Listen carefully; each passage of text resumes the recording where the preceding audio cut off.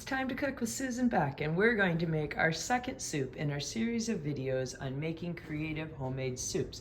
Today we will be making a beef barley soup. Now I have a brand new head of cabbage, and I am going to use that along with some carrots and onions to make this soup. I also have a soup bone in my freezer that I will be cooking up in the crock pot. My base today will be made using some of those beef granules in this beef base container here. I love barley in my soup. I happen to have quick barley, but that's okay if you don't. The other regular cooking barley just takes a little longer. I'm gonna season with some salt and pepper and this mural of flavor. This spice blend contains shallots, onion, garlic, lemon peel, chives, and some orange peel. Now you can pick other spices from your cupboard, but this is the one I'm going to use in my beef and barley soup. I have these two beautiful soup bones that I am going to cook in a crock pot overnight. They will be in there for 6 to 8 hours. I could also do this while I was at work and let them cook during the day, and they would be ready for supper at night.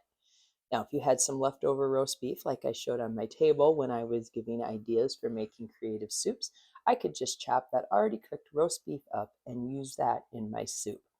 All right, those soup bones are in there. I'm going to add 2 cups of water, which will give us the start of our beef broth. Cooking that beef is unbelievably easy, and I've got some great broth too. Let's take that out of the pan and let it cool a little bit so we can remove the meat from the bone. Oh, that's not going to be a problem. Look, it's falling off the bone as I do this. So don't get rid of the liquid that you have here. This will be the start of our beef stock for our soup, because part 1 is having a good broth. All right, our next task is I'm going to get rid of all those bones that just kind of fell away. And I've got a huge chunk of fat there that I don't want either. But then I am just going to pull this meat apart more into bite-sized pieces. And it's just amazing how it just falls apart. It's just so tender after being in that crock pot all night. That's my favorite way to cook this. Now, you could also just put it in some boiling water on the top of the stove and just simmer it for a while. But these cheap cuts of meat just become so tender, and I can just never help but eat some of it along the way. It just pulls right off the bone.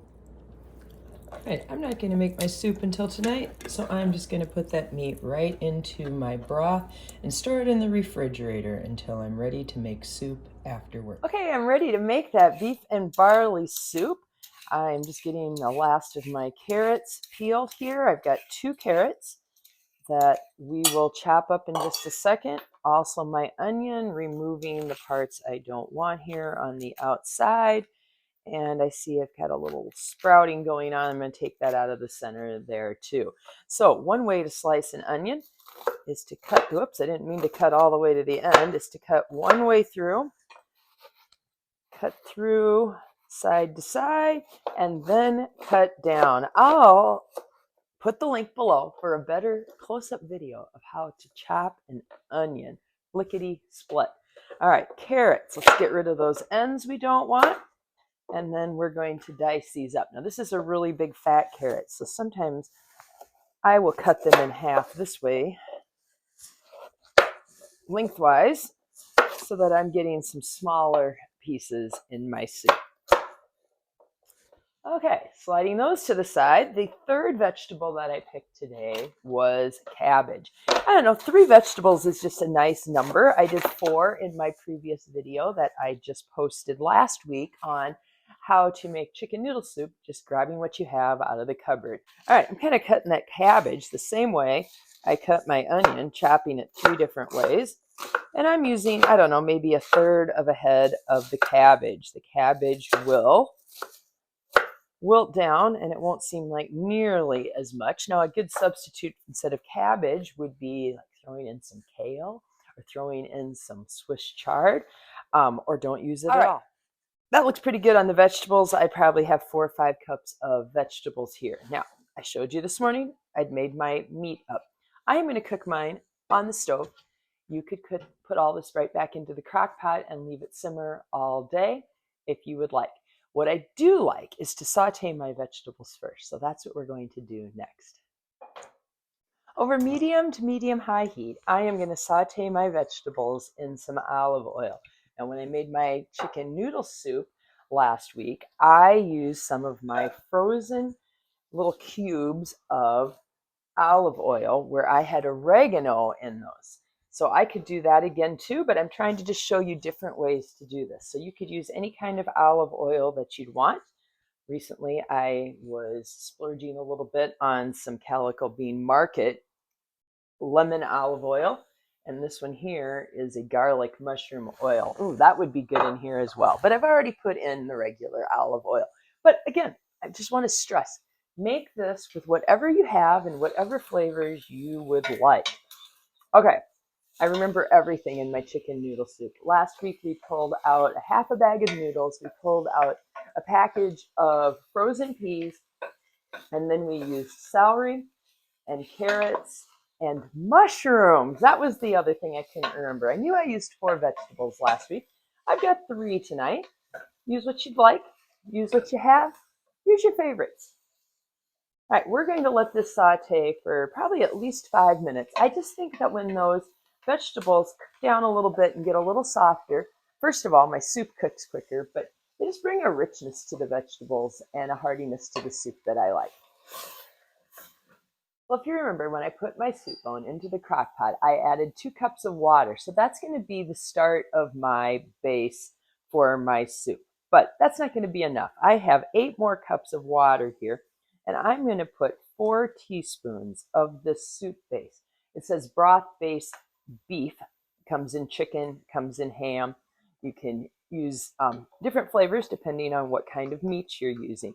So I'm just going to kind of stir that up, and I have created my own beef broth. Now, this is just one option. Remember, you can just buy it in a box as well. I could have put a little more liquid into my crock pot, and that would work too.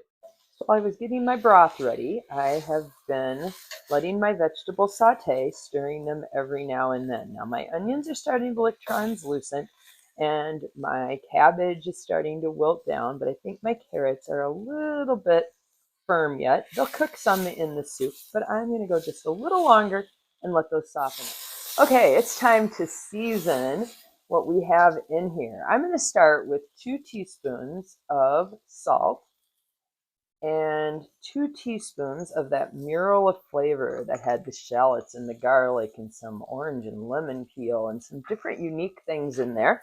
If you don't have a nice spice blend, you could throw in some thyme, throw in some Italian seasonings like oregano and basil, or just do salt and pepper. I'm adding that pepper right now.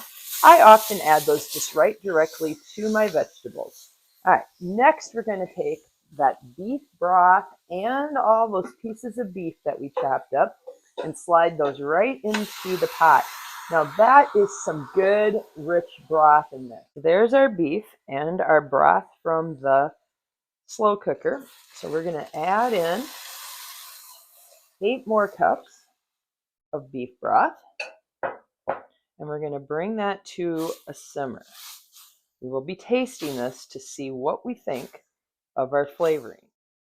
I'm going to hold off on adding the barley because I happen to have the quick barley today that just takes a few minutes to cook in our hot broth.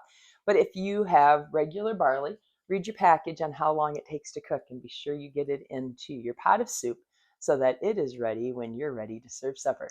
All right, let's give that soup a taste. And remember, that's hot when you're trying it. Not too bad. The beef broth definitely stands out and has plenty of flavor. I'm just going to give it a touch more salt, maybe a little more pepper, but it's really not too bad.